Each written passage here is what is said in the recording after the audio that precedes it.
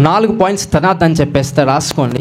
యాకోబు రాసిన పత్రిక 1వ అధ్యాయము 5వ వచనం చదవండి. మీలో ఎవనికైనను జ్ఞానము కొదువగా ఉండేలా అతడు దేవుని అడగవలెను, అప్పుడది అతనికి అనుగ్రహింపబడును. సో మనం జ్ఞానం తక్కువ ఉంటే దేవుని ఏం అడగాలంట? జ్ఞానం అడగాలి. సో ఫస్ట్ పిల్లర్ జ్ఞానం. ఈ జ్ఞానం చాలా మందికి లేదు కాబట్టి కష్టాలు వస్తాయి. ఓకే, అది ఏ జ్ఞానం? నీకు ఏ విషయంలో కష్టం వస్తుందో ఆ విషయంలో జ్ఞానం లేదన్నట్టు.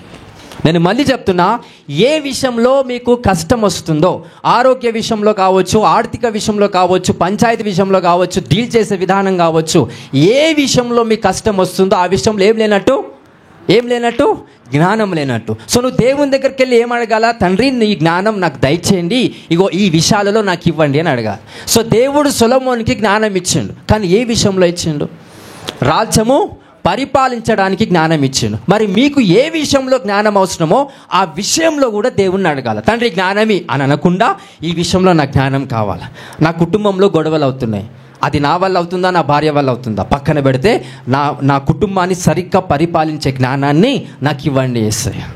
రైట్, పిల్లల్ని సరిగా పెంచలేకపోతున్నాను, వాళ్ళు చెడు మార్గంలో వెళ్తున్నారు, ఏమని ప్రార్థన చేయాలా? జ్ఞానమి అనకుండా, యేసయ్య నాకు పిల్లల విషయంలో సరిగ్గా పెంచే విధానంలో, వాళ్ళని సక్రమంగా నడిపించే విధానంలో నాకు జ్ఞానాన్ని దయచేయండి. ఇది ప్రార్థన పాయింట్ మీకు ఖచ్చితంగా ఉండాలి. రెండోది వచ్చేసి ఆశ. అదే అధ్యాయము 15th వర్డ్ చదవండి. యాకోబు 1:15. ప్రతి వాడును తన స్వకీయమైన దురాశ చేత ఇడవబడి మరులు కొల్పబడిన వాడే శోధింపబడును. దురాశ గర్భము ధరించి పాపమును కరగా, పాపము పరిపక్వమై మరణమును కనును. సో దానికి ముందు వచ్చిన చదవండి. దేవుడు కీడువేషవై శోధింపనేరుడు, ఆయన ఎవరిని శోధింపడు గనుక ఎవడైనను శోధింపబడినప్పుడు నేను దేవుని చేత శోధింపబడుచున్నానని అనకూడదు. సో దేవుడు శోధిస్తాడా? శోధించాడు. కీడి విషయంలో దేవుడు శోధించాడు. ఒకవేళ శోధించబడితే దేవుని చేత శోధించబడుతున్నానని అనకూడదు. నెక్స్ట్, ఎందుకు శోధనలు వస్తాయంట? ప్రతి వాడును తన స్వకీయమైన దురాశ చేత ఇడవబడి మరులు కొల్పబడిన వాడై శోధింపబడును. ఆశ మంచిదే, కానీ అది ఎక్కువ అవుతే దురాశ అవుతుందంట. అప్పుడు ఏమొస్తుంది? మనిషికి కష్టం వస్తుందంట. హల్లెలూయా, హల్లెలూయా. 3 బిడ్డలు ఉన్న వాళ్ళు ఏం అడుగుతారు? దేవుణ్ణి కొడుకుని అడుగుతారు. 3 కొడుకులు ఉన్న వాళ్ళని దేవుణ్ణి ఏమడుగుతారు? బిడ్డ అని అడుగుతారు. దీని ఏమందని చెప్పండి? పిల్లలు లేని వాళ్ళు ఏమడుగుతారు? ఖచ్చితంగా అబ్బాయి కావాలని అడుగుతారా? 15-20 సంవత్సరాలు అవుతుంది పెళ్ళయి, వాళ్ళు ఏమని ప్రార్థన చేస్తారు? యేసయ్య ఖచ్చితంగా నా కొడుకే కావాలంటారా? ఎవరో ఉంటే చాలరా నాయన. 3 ఆడపిల్లలుంటే కొడుకు, 3 కొడుకులుంటే ఆడపిల్ల. అంటే మనిషి ఎంతసేపు తృప్తిపరచబడుతుందా? లేదు. అందుకే పౌలు అంటాడు కదా, దీన స్థితిలో ఉండటం తెలుసు, సంపన్న స్థితిలో ఉండటము తెలుసు. I know the experience of whatever I have done. ఏ విషయంలో నేను వెళ్తున్నానో ప్రతి విషయంలో నేను మాదిరిగా ఉండటానికి నేను స్థిరపరచబడిన వాడై ఉన్నాను.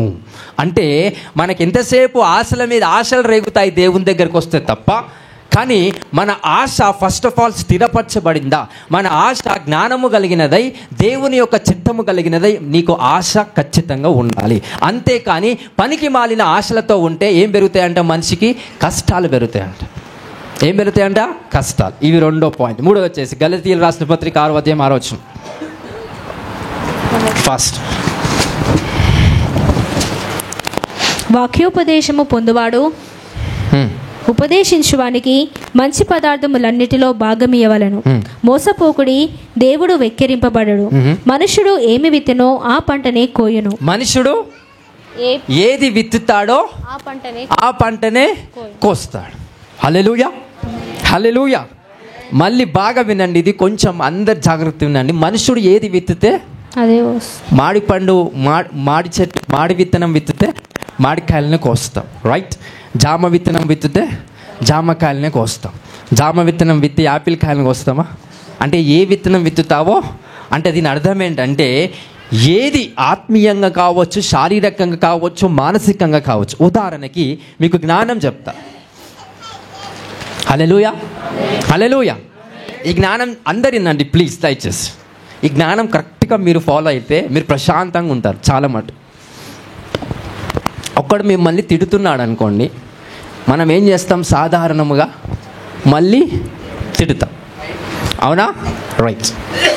ఒకడు తిడుతున్నాడన్నా, నువ్వు ఒక వ్యక్తిని తిడుతున్నాడన్నా, వాక్య ప్రకారంగా ఆత్మలోకపరంగా ఏం చేస్తున్నాడంటే ఆ వ్యక్తి విత్తుతున్నాడని అర్థం. నీ చెయ్యి ఇరిగిపోనంట, వాస్తవానికి వాడిని ఇరిగిపోతుందేమో, కానీ ఏం విత్తుతున్నాడో, let me say once again, ఏం విత్తుతున్నాడో, సో ఏం విత్తుతున్నాడు, నీ చెయ్యి విరిగిపోవాలి అని విత్తుతున్నాడో వీడేం చేస్తాడు, అదే వస్తాడు. నువ్వు దీవించబడతావు, ఏం విత్తుతావో అదే కోస్తావు. ఇంతమందికి అర్థమవుతుంది.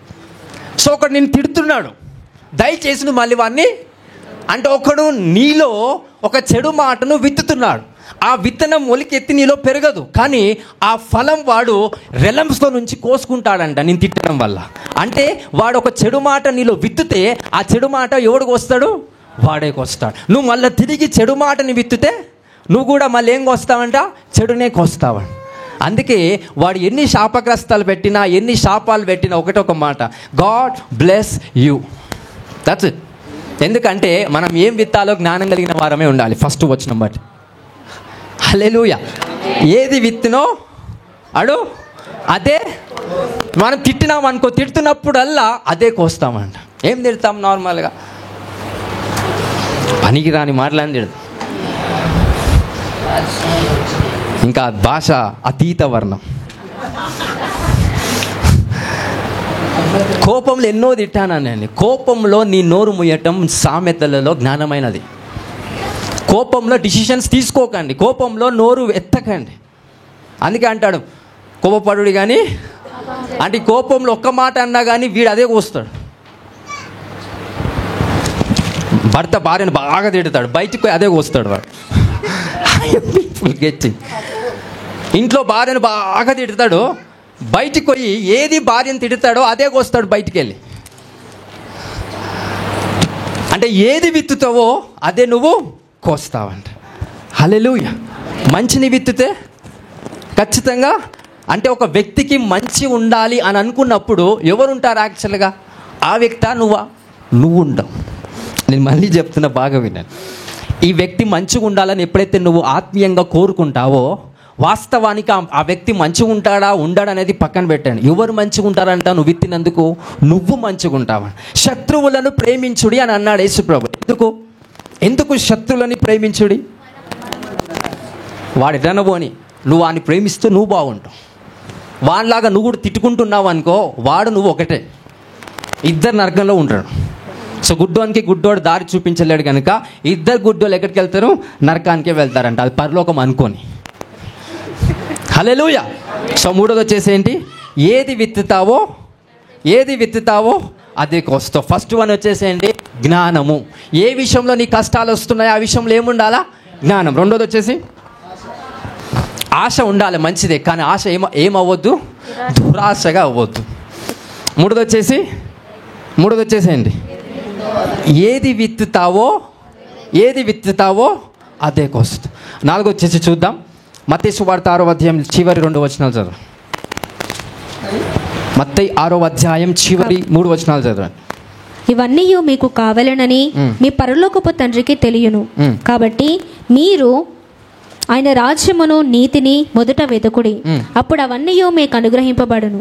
రేపటిని గూర్చి చింతింపకుడి, రేపటి దినము దాని సంగతులను గూర్చి చింతించును. సో మన అవసరాలు, మన నీడ్స్, మనవన్నీ కూడా దేవుడికి తెలుసు. నీ బాధలేంటి, నీ కష్టాలేంటి, నీకేం అవసరం, నీకే బట్ట అవసరం, ఏ తిండి అవసరం, ఏ ఫలాలు అవసరం, అన్నీ దేవునికి తెలుసు. కానీ దేవుడు ఏం చేయమంటాడు మనల్ని, మొదటగా ఆయన రాజ్యాన్ని నీతిని వెతుకుడి, అప్పుడు అవన్నీ మీకు వస్తాయంట. ఏంటివన్నీ?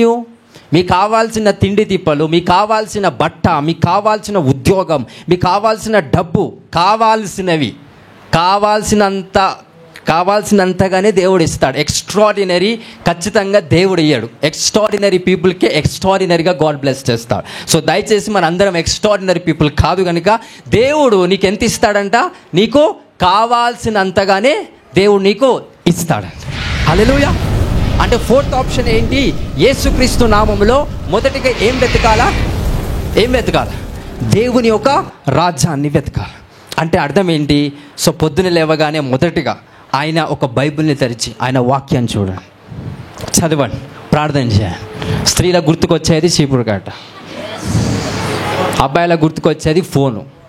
ఈరోజు డ్యూటీ ఏడా, ఈరోజు ఆఫీస్లో ఏమేమి జరుగుతుంది, ఎప్పుడు రావాలి, ఏం కథ, ఏంటి, పనికి రాని జోలంతా ఎప్పుడు పొద్దుగా లేచిన తర్వాతనే స్టార్ట్ అవుతుంది.